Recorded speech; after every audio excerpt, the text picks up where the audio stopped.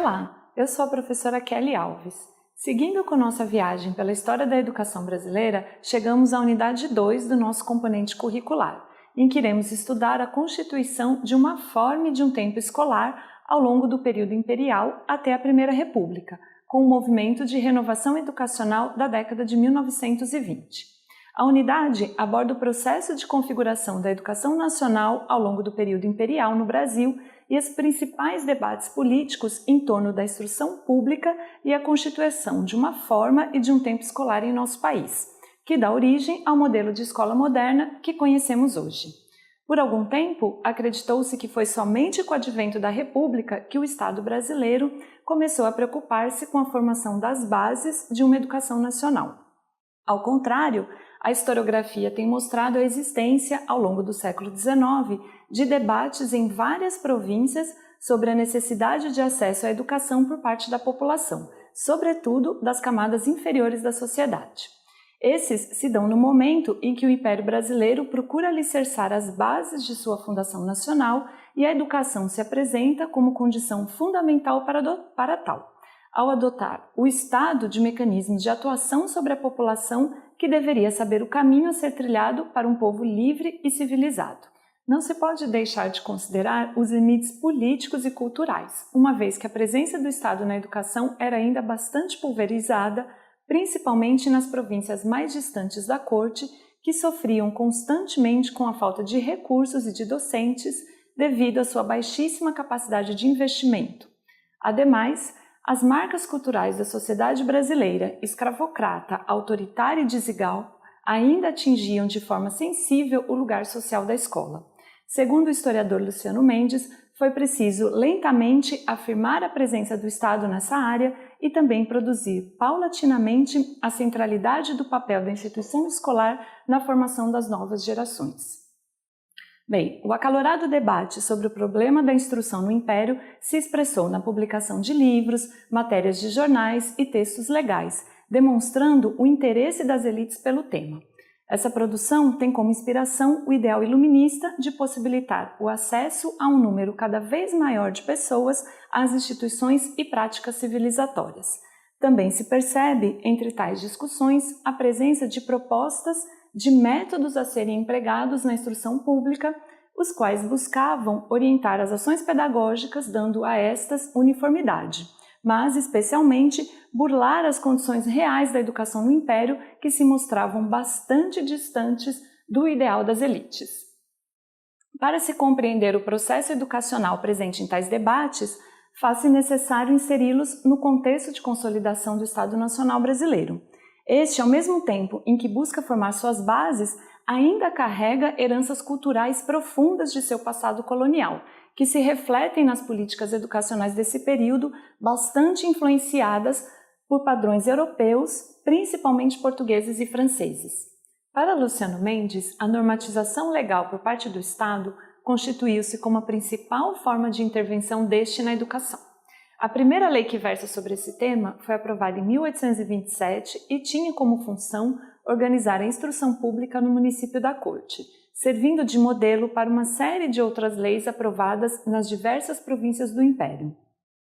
Tais atos legais se caracterizavam pela diversidade de propostas e orientações, principalmente após a promulgação do Ato Adicional de 1834, que deu às províncias liberdade de legislar sobre assuntos relacionados à educação.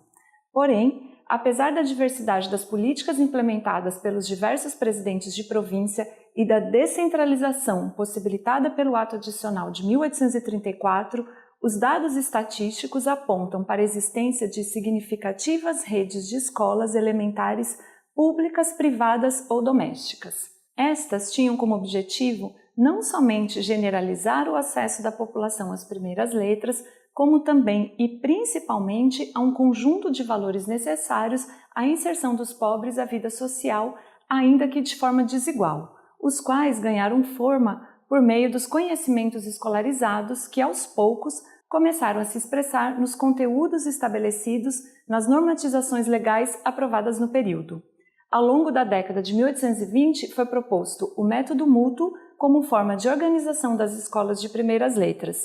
Esse método tinha como objetivo a utilização de forma mais racional do tempo escolar, como também dos poucos recursos disponíveis para a instrução. A ideia fundamental desta proposta era o aproveitamento dos melhores alunos como auxiliares do professor, o que possibilitaria, segundo seus defensores, a diminuição do tempo necessário ao aprendizado das primeiras letras, bem como dos gastos com salários e recursos econômicos em geral. Outra benesse de tal proposta era a menor demanda por professores, cuja falta, naquele momento, era um dos entraves vividos pela educação no Império devido à pouquíssima quantidade de instituições dedicadas à sua formação, o que se deve, em parte, pelo ideal predominante no período de que a formação do docente se dava através da prática. O método mútuo foi adotado de forma oficial em 1827 pelas autoridades governamentais. Porém, ao longo das experiências que foram se organizando, notou-se a inviabilidade de sua aplicação diante da realidade educacional do Império, uma vez que, ao mesmo tempo em que nasce como resposta às demandas impostas por ela, se mostra ineficaz devido a tais circunstâncias, a saber, a falta de recursos econômicos, de materiais pedagógicos, de instalações adequadas e de oferta de profissionais. A partir de 1820, o Estado implementaria o método gradativamente de forma oficial. Em 1822, criou uma escola de primeiras letras para os operários dentro do arsenal do Exército, onde estes seriam instruídos pelo método. Em 1823, exige-se que cada província do Império enviasse um soldado para instruir-se no método e propagá-lo na província de origem. A partir de 1825, a implementação do método mútuo aparece na legislação de algumas províncias do Império, como, por exemplo, São Paulo e Rio Grande do Sul.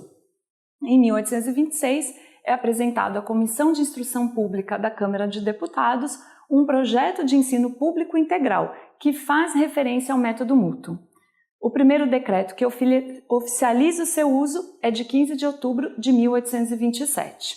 Bom, como vocês podem ver, ocorre nesse período um lento processo de estruturação de um sistema nacional de ensino que se deu por meio do diálogo com outras instituições sociais e como um processo lento de apropriação e remodelação de valores tradicionais e modernos em torno do que deveria ser a escola ideal. Este processo acarretou no desenvolvimento de uma forma de um tempo escolar que passa pela definição dos conteúdos, dos espaços escolares e dos tempos, que distanciam a escolarização cada vez mais do âmbito doméstico e aproximam de um projeto civilizatório constitutivo da formação da nação brasileira. Bem, seguimos nossa unidade falando um pouco sobre as primeiras décadas do regime republicano, em que temos o processo de renovação do ensino e os debates políticos de reformulação e crítica do modelo de educação que estava se constituindo em torno das reformas pedagógicas das últimas décadas do século XIX e início do XX. Essas reformas dão origem a um novo modelo de escolarização e uma cultura escolar que emergiu a partir das propostas de renovação educacional, com uma cultura material escolar, materiais didáticos, organização do tempo escolar em horas-aula por disciplinas e a criação do grupo escolar como modelo de escolarização na Primeira República. Os debates em torno da renovação e difusão da educação presentes nos debates políticos das últimas décadas do século XIX caracterizaram o processo de transição do modelo de ensino a partir da Reforma Leôncio de Carvalho, feita em 1879. Uma das principais mudanças dessa reforma foi a definição de que o método que deveria ser ensinado nas escolas era um método intuitivo.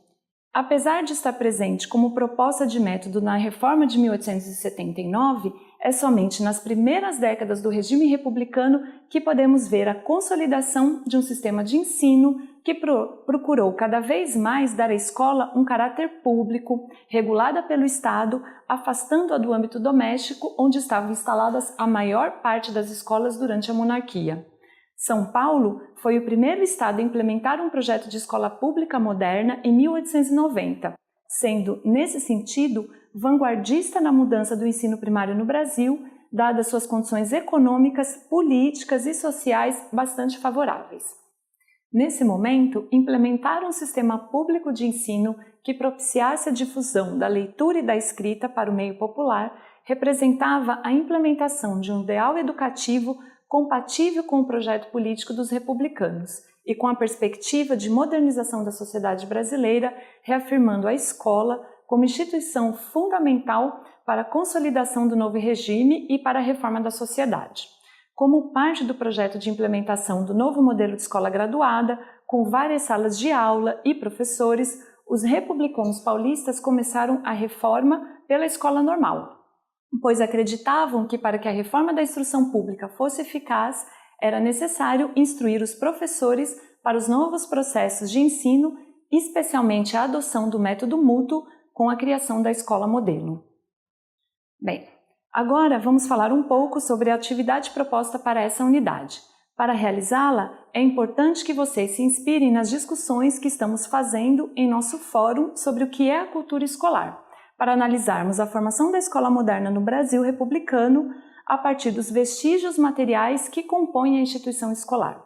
Vocês terão que analisar 2 imagens do álbum da Escola Normal de São Paulo e, a partir das leituras dos textos e da entrevista do professor Antônio Nova sobre a reforma republicana, vocês devem produzir um texto que trate do processo de configuração de um modelo de escola pública no Brasil,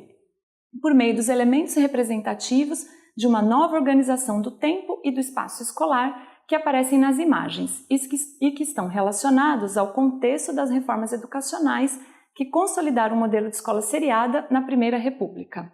Essa escola foi fundamental para os ideais que ficaram conhecidos como entusiasmo pela educação e otimismo pedagógico, por meio dos quais se acreditava no potencial da escola como forma de resolver os problemas da sociedade brasileira. Procurem observar também nas imagens os objetos que configuram a cultura material escolar do período, assim como o edifício escolar, ambos fundamentais para a aplicação do método intuitivo. Desejo a vocês uma boa atividade.